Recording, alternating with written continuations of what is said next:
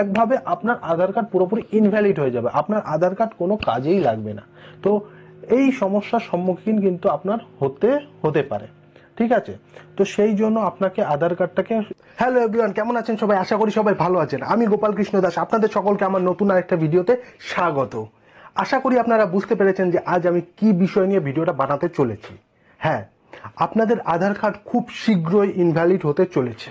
তো কি কারণে ইনভ্যালিড হতে চলেছে সেই বিষয় নিয়ে জানার জন্যই আজ আমরা এসেছি।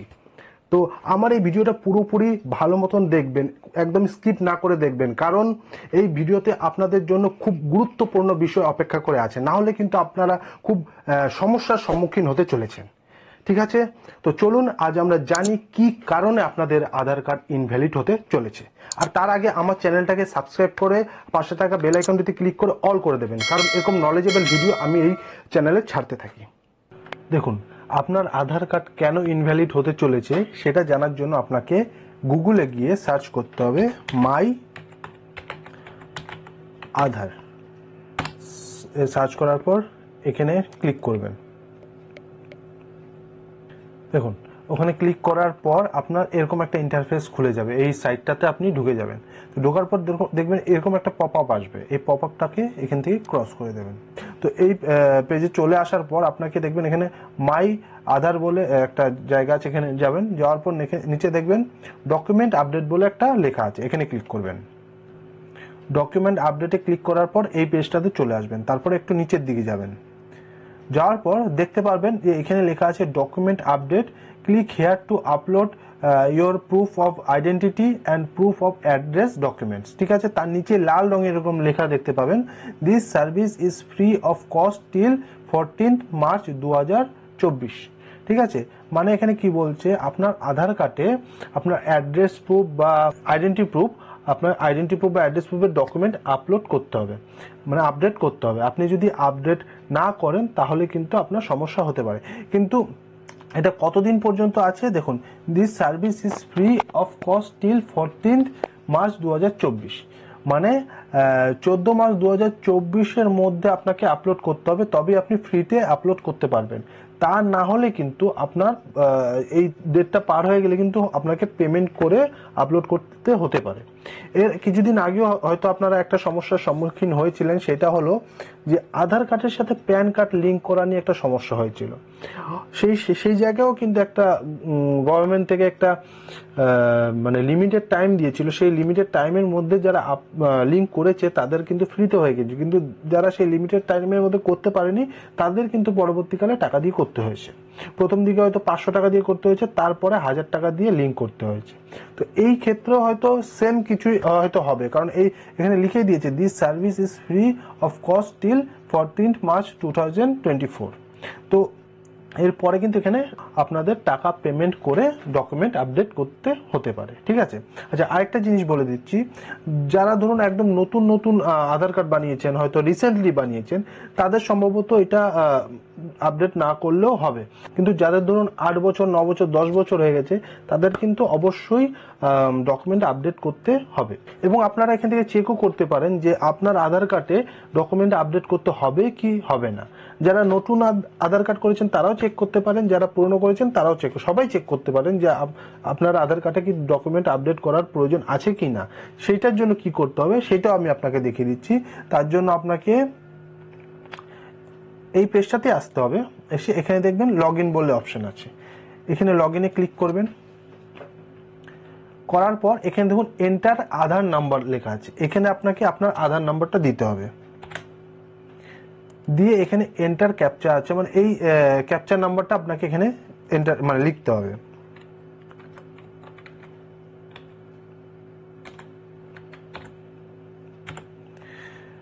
এই ক্যাপচার নাম্বার দেওয়ার পর এখানে দেখুন লেখা আছে লগ ইন উইথ ওটিপি। আপনার যে মোবাইল নাম্বারটা আধার কার্ডের সাথে লিঙ্ক করা আছে, রেজিস্টার্ড করা আছে, সেই নাম্বারে কিন্তু আপনার ওটিপি যাবে। তো সেই নাম্বারটা আপনার সাথে রাখবেন। ঠিক আছে, তো তারপর এখানে লগ ইন উইথ ওটিপি মারবেন। আমার যে নাম্বারটা রেজিস্টার আছে সেটাতে ওটিপি গেছে, সেই ওটিপিটা আমাকে এখানে বসাতে হবে। ঠিক আছে, দেখুন আমার ওটিপি আমি বসিয়ে দিয়েছি, বসিয়ে তারপর এখানে লগ ইনে ক্লিক করবেন।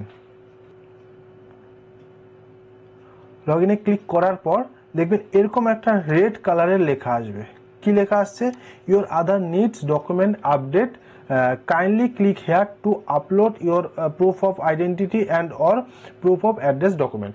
আপনার আইডেন্টি প্রুফ বা অ্যাড্রেস প্রুফ আপনাকে আপলোড করতে হবে আপনার আধার কার্ড। এই লেখাটা যদি আপনার আসে তাহলে কিন্তু আপনাকে আধার কার্ড আপডেট করতেই হবে, ঠিক আছে। আর যদি এই লেখাটা না আসে লগ ইন করার পর, তাহলে কিন্তু আপনার প্রয়োজন নেই। এবার অনেকে ভাবতে পারেন না আমি আপডেট করব না, যা হবে হোক, এরকম কিন্তু প্যান কার্ড আর আধার কার্ড লিঙ্কের সময় অনেকে এরকম ভেবেছিলেন, কিন্তু তারপরে কিন্তু তাদেরকে সমস্যার সম্মুখীন হতে হয়েছে। তো আধার কার্ডে যদি আপনি ডকুমেন্ট আপডেট না করেন তাহলে কি সমস্যার সম্মুখীন আপনার হতে পারে সেটা নিয়ে আমরা দেখি। চলুন, সেটা জানার জন্য আপনাকে একটা নতুন ট্যাবে যেতে হবে। যাওয়ার পর এখানে আপনাকে সার্চ করতে হবে what if don't update documents in Aadhaar দিয়ে সার্চ করবেন। করার পর দেখুন এখানে কি লেখা এসছে, দেখুন loss of benefits if you have linked your Aadhaar with various government schemes, not updating your details may lead to loss of benefits or subsidies.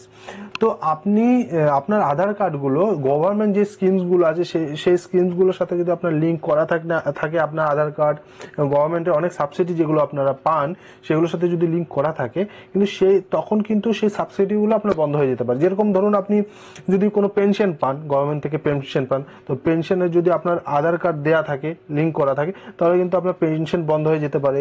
তারপরে দেখুন রেশন কার্ড, এখন রেশন কার্ডের সাথেও আধার কার্ড লিঙ্ক করা আছে, তো আপনার রেশন কার্ডের সময় রেশনের দিকেও আপনার সমস্যার সম্মুখীন হতে পারে, হয়তো রেশন পাবেন না, এটাও হতে পারে। তারপরে এখন দেখুন প্যান কার্ডের সাথে আধার কার্ড লিঙ্ক করা থাকে, এবার প্যান কার্ড ব্যাংকেও মানে দেয়া থাকে, ব্যাংক অ্যাকাউন্টে আপনার দেয়া থাকে, আধার কার্ডও ব্যাংক অ্যাকাউন্টে দেয়া থাকে।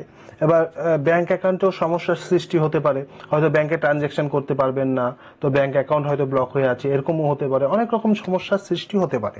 তারপরে দেখুন financial implications, if your details are not updated you may not be able to file your income tax returns or avail various financial services। আপনি যদি ইনকাম ট্যাক্স ফাইল করেন তাহলে কিন্তু আপনি ইনকাম ট্যাক্সও আপনার ফাইল হবে না, কারণ আপনি আধার কার্ড যদি মানে আপডেট না করে রাখেন, ডকুমেন্ট দিয়ে আপডেট না করে রাখেন, আপনার ইনকাম ট্যাক্স ফাইলের ক্ষেত্রেও প্রবলেম হবে, এবং আপনি যদি আরও কোনো ফাইন্যান্সিয়াল সার্ভিসেস থাকে আপনার, সেগুলো তো আপনার সমস্যা হবে।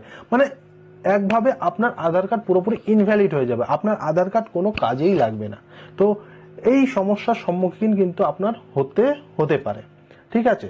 তো সেই জন্য আপনাকে আধার কার্ডটাকে ডকুমেন্ট দিয়ে আপডেট করতেই হবে। তো ডকুমেন্ট দিয়ে কি করে আপডেট করতে হয় সেটা নিয়েও আমি আরেকটা ভিডিও বানাবো, সেটা নিয়েও আমি আপনাদের শেখাবো কি করে আধার কার্ডের সাথে ডকুমেন্ট আপডেট করতে হয়, ঠিক আছে। তো যারা আমার পুরো ভিডিওটা দেখেছেন তাদেরকে অনেক অনেক ধন্যবাদ।